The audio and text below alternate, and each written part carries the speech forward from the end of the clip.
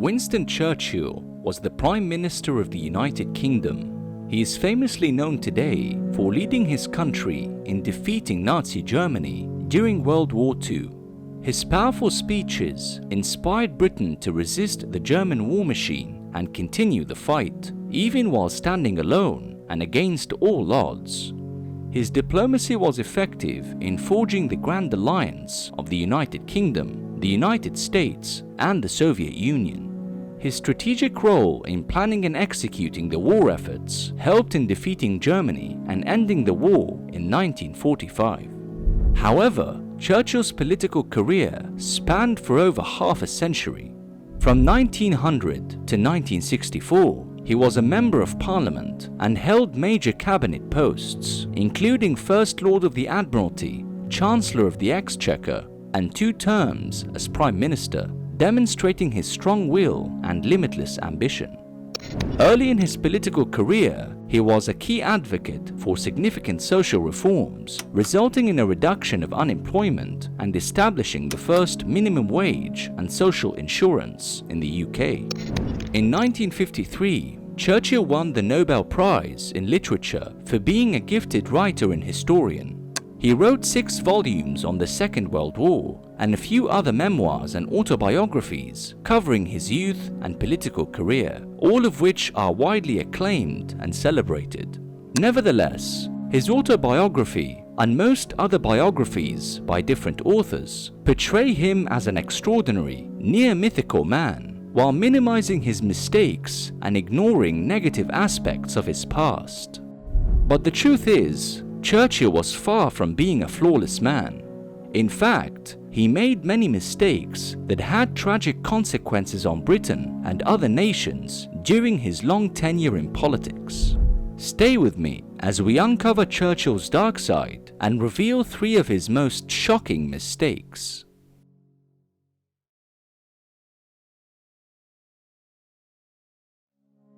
One of Churchill's biggest mistakes was aggravated by his failure at economics. In his personal life, Churchill struggled with handling his finances. He was a reckless spender, often living beyond his means. He gambled at casinos, made poor investments, fell behind on taxes, and regularly overdrew his accounts, all the while indulging in luxuries like fine wines, liquors, and cigars.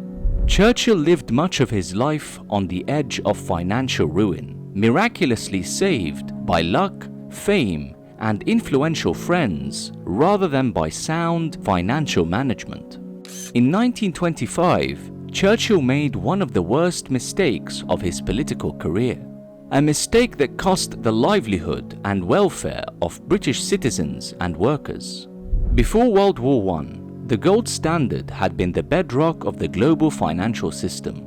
Governments agreed to exchange paper money for a set amount of gold, and central banks held large gold reserves to back their currency. However, during World War I, Britain abandoned the gold standard as the country was struggling with war debts and inflation. This allowed the government to print a volume of money its gold reserves couldn't permit. This subsequently led to a devaluation of the pound, which increased the average price of goods and services in the economy, which is also known as inflation. As Chancellor of the Exchequer in 1925, Churchill decided to return Britain to the gold standard with the intent to restore financial stability and boost confidence in the economy. The problem with Churchill's plan was not restoring the exchange of money for gold. It was fixing the pound at its previous rate before the war, instead of the rate that actually reflected its true value. So instead of the pound being valued at $4.40, it equaled $4.86.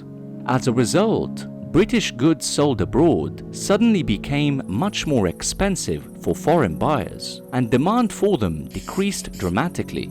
Eventually, the British economy took a huge hit, resulting in high inflation and unemployment rates. Many people lost their jobs, and heavy industries such as coal were badly affected by the economic strain.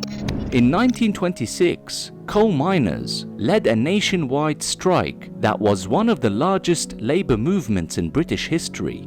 The country was thrown into turmoil with protests in the street and mass discontent spreading everywhere.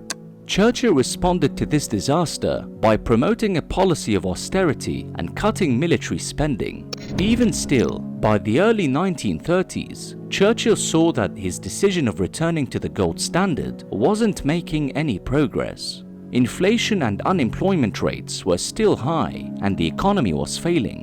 In 1931, Britain finally abandoned the gold standard and Churchill's reputation in the public eye was severely damaged.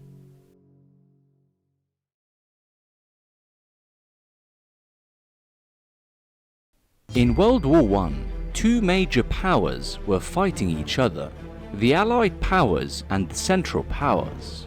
The Allied powers including Britain, France and Russia. The Central Powers included Germany, Austria-Hungary and the Ottoman Empire.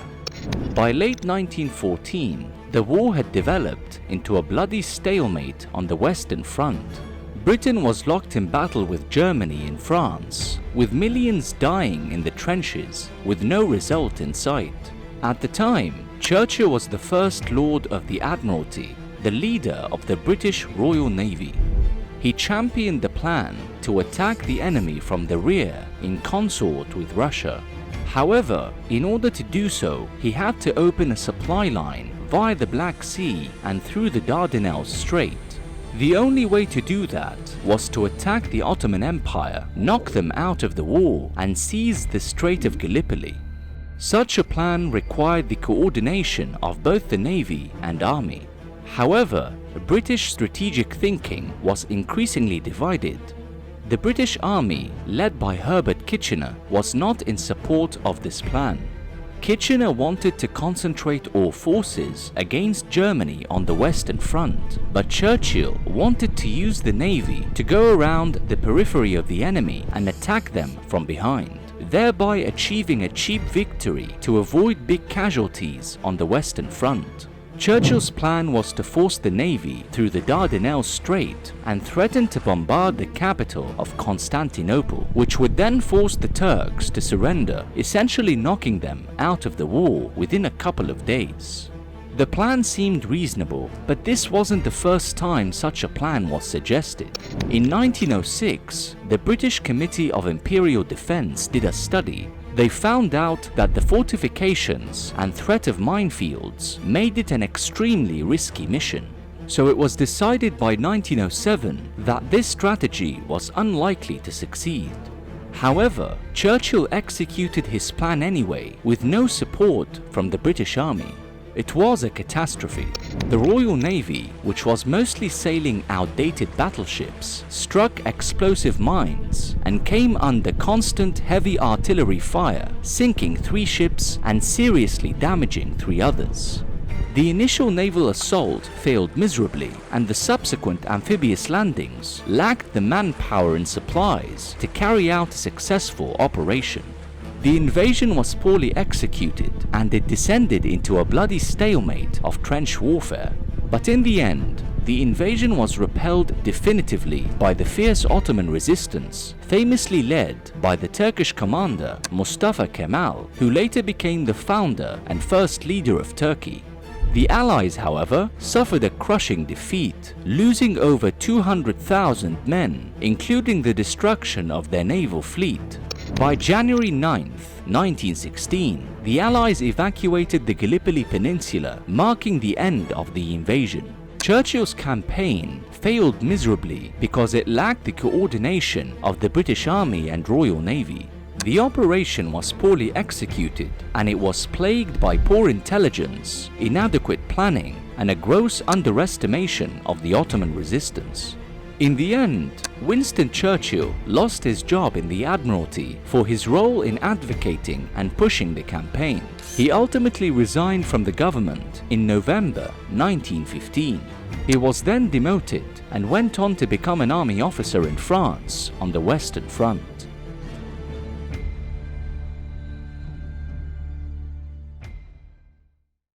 During World War II, India was under British colonial rule. In December 1941, the Japanese invaded and occupied Burma, a British colony at the time. The British feared the Japanese would invade Bengal next, seeing that it was a neighboring British territory. To prevent that from happening, the British seized and destroyed everything in Bengal to discourage the Japanese from advancing further. This involved seizing all food supplies and destroying thousands of local boats, which were the primary means of transport in the region. This act impoverished millions of people who depended solely on these boats for food distribution and local transportation.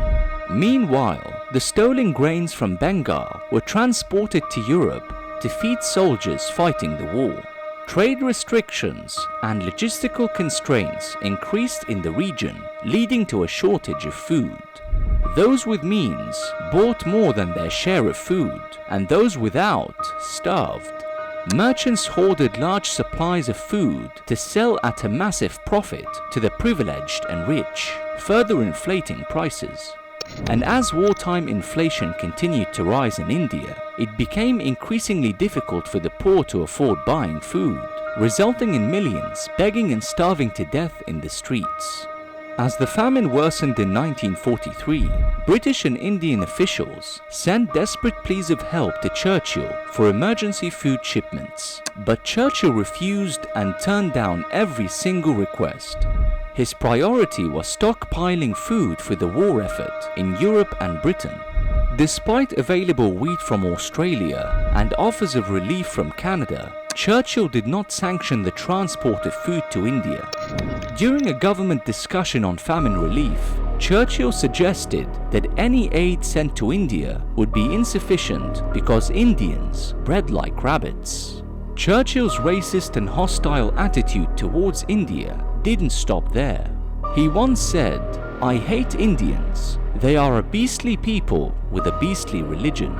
India's Secretary of State, Leopold Amery, once wrote that on the subject of India, Winston is not quite sane. Churchill's racism and indifference towards India caused the suffering and starvation of more than 3 million Indian lives in the Great Bengal Famine.